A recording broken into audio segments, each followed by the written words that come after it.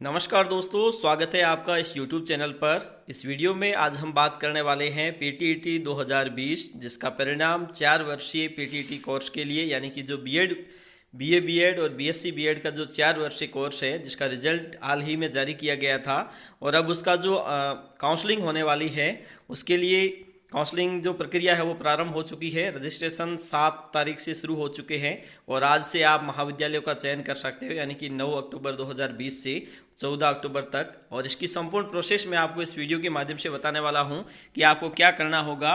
आप घर बैठे अपने ही मोबाइल में आसानी से इस प्रोसेस को फॉलो कीजिए और अपने ही फ़ोन में आप अपनी ऑनलाइन काउंसलिंग करवा सकते हैं। तो कैसे करोगे, संपूर्ण जानकारी मैं आपको इस वीडियो के माध्यम से देने वाला हूं। तो वीडियो को लास्ट तक देख लेना और चैनल को सब्सक्राइब नहीं किया तो अभी से कर लीजिए, क्योंकि आगे भी आपको इसी प्रकार के कई वीडियो मिलने वाले हैं। तो चलिए देखते हैं उसकी क्या प्रोसेस है।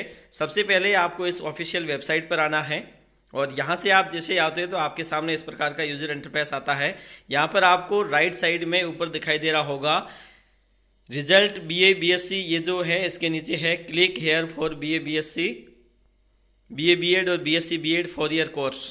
यहाँ पे आप जैसे ही क्लिक करते हैं तो उसके बाद में आपके सामने इस प्रकार का यूजर इंटरफेस आता है और यहाँ पर आप देख रहे होंगे कि ये जो सारी की सारी जानकारी है, यहाँ पे आपको कुछ गाइडलाइंस दी गई है और कुछ चीज़ें बताई गई है। यहाँ पे आपको देखना है कि 2 कोर्सेज यहाँ पर आ रहे हैं आपके सामने। एक तो आ रहा है बीए बीएड वालों के लिए और दूसरा आ रहा है बीएससी बीएड वालों। अगर आप आर्ट्स से हैं तो आप यहाँ पे क्लिक कीजिए और अगर आप साइंस से है तो आप बीएससी बीएड पे क्लिक कर दीजिए। इससे पहले कि आप अगर ये देखना चाहते हैं कि कौन कौन सी कॉलेज है, तो यहाँ पर आपको लिंक दिए हुए हैं बीए बीएड वालों के लिए। तो यहाँ पर आपको दिया हुआ है बीएससी बीएड वाले, यहाँ जाके आप खोल के देख लीजिए आपका कौन सा डिस्ट्रिक्ट है और कौन से डिस्ट्रिक्ट के लिए आपको चयन करना, आसानी से आप देख सकते हो। तो चलिए देखते हैं, अगर हम एक बीए बीएड विद्यार्थी को देखना चाहते हैं तो यहाँ पे आप कैसे देखोगे। जिसको अपन सबसे पहले क्या करते हैं, रजिस्टर फॉर काउंसलिंग पर क्लिक करते हैं। यहाँ पे हमने जैसे ही क्लिक किया तो आपके सामने इस प्रकार का यूजर इंटरफेस आता है और यहाँ पर आपको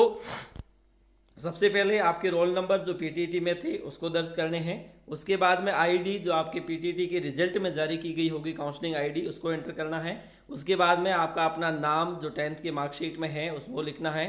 उसके बाद में आपको अपनी माताजी का नाम लिखना है। उसके बाद में आपको अपनी डेट ऑफ बर्थ, यहाँ पर दिन, माह और वर्ष इंकित करना है। और उसके बाद में एक ऑप्शन आता है, आप जो पेमेंट करने वाले हो 5000 रुपये आपको जो अभी भरने हैं। अगर आपका काउंसलिंग में नंबर नहीं आता तो आपको यहाँ से रिफंड हो जाएंगे। अगर आ जाता है तो वो उसमें ऐड हो जाएंगे, जो 27,000 के बाद में 22,000 और फीस भरनी पड़ेगी। यहाँ पे आपके सामने 2 मोड आते हैं, एक तो है ऑनलाइन पेमेंट बिल डेस्क और उसके बाद में दूसरा है आईसीआईसीआई बैंक। और इनमें से जो आपको सुविधाजनक लगे उसको आप चूज कर सकते हैं। जैसे अपन यहाँ पे करते हैं ऑनलाइन पेमेंट। उसके बाद में अब जैसे कि हम यहाँ पर ये सारी की सारी डिटेल्स भरते हैं, उसके बाद में आपको क्या करना है, लॉगिन पर क्लिक कर देना है। अब लॉगिन पर जैसे ही क्लिक करते हैं तो आपके सामने इस प्रकार का यूजर इंटरफेस आता है। यहाँ पर आपको एक पासवर्ड क्रिएट करने के लिए कहा जाता है, जो आपको यहाँ पर क्रिएट करना है। उसके बाद में उसको कंफर्म करना है। उसके बाद में आप जिस अकाउंट के लिए, आपका बैंक अकाउंट आपको एक देना होता है, जिससे जैसे कि 5000 रुपये आप जो यहाँ पे करोगे, अगर आपका नंबर काउंसलिंग के अंतर्गत नहीं आता है तो उसी अकाउंट में आपके 5000 रुपये रिफंड हो जाएंगे। तो आपको इसमें से कोई भी एक बैंक यहाँ पर आपको चूज़ करना है किसका अकाउंट है। उसके बाद में आपको अपना अकाउंट नंबर लिखने हैं। आप अपना भी लिख सकते हो या फिर गार्जियन का भी लिख सकते हो, किसी के भी अकाउंट नंबर लिख सकते हो। उसके बाद में उसका अकाउंट होल्डर है उसका नाम लिखोगे और उसके पश्चात आपको यहाँ देखना है पासिंग ईयर, यानी कि आप जब आपने 12th क्लास पास किए तो पासिंग ईयर कौन था, 2020 आ जाएगा। और मैक्सिमम मार्क क्या है और उसमें आपने कितने अंक प्राप्त किए हैं और परसेंटेज कितने बन रहे हैं, इसके आधार पर आपको यहाँ करने के बाद में नेक्स्ट पर क्लिक करना है।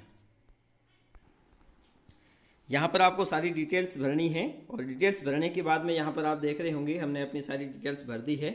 और यहाँ पर आप जैसे ही सारी डिटेल्स भरते हैं तो उसके बाद में नीचे एक बटन दिखता है आपको नेक्स्ट का, और इस पर आपको सिंपली क्लिक कर देना है। यहाँ पर आप जैसे ही क्लिक करते हैं तो आपके सामने इस प्रकार का यूज़र इंटरफेस आता है और यहाँ पर आपसे कुछ ये जो हो गया, ये आपका हो गया।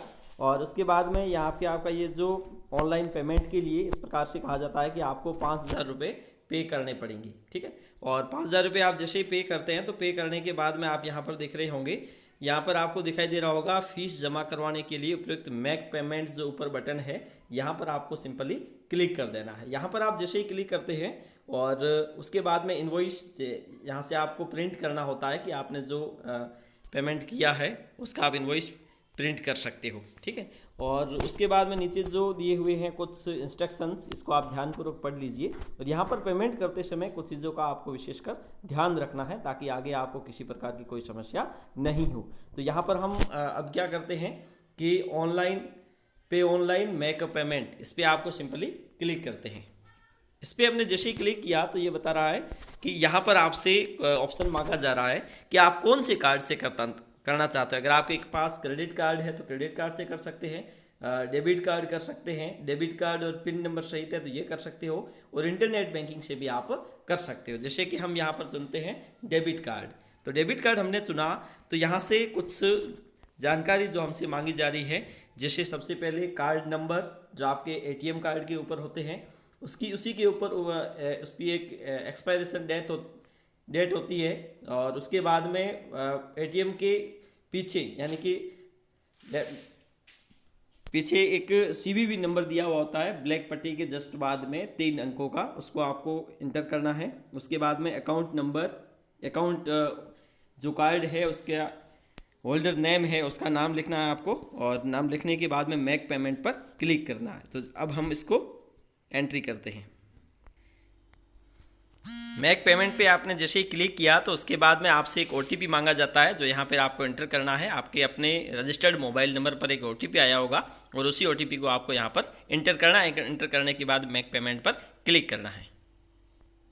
यहाँ पर हमने जैसे ही मेक पेमेंट पर क्लिक किया तो उसके बाद में आपके सामने इस प्रकार का यूजर इंटरफेस आ जाता है। आपका जो चालान है वो क्रिएट हो चुका है, और क्रिएट होने के बाद में आपका ये आप यहाँ पर देख रहे होंगे इस प्रकार का आपको ये इंटरफेस दिखाई दे रहा होगा, और इसको आपको सिंपली प्रिंट करके पास में रख लेना है। क्योंकि जब आपकी काउंसलिंग हो जाएगी और काउंसलिंग के पश्चात आपको जब कॉलेज आवंटित हो जाती है उस समय आपको ये 5,000 रुपये की प्रिंट, ये जो रिसिप्ट आपको वहाँ पर देनी होती है। तो आपको इसको कैसे करोगे इसके बाद में देखते हैं।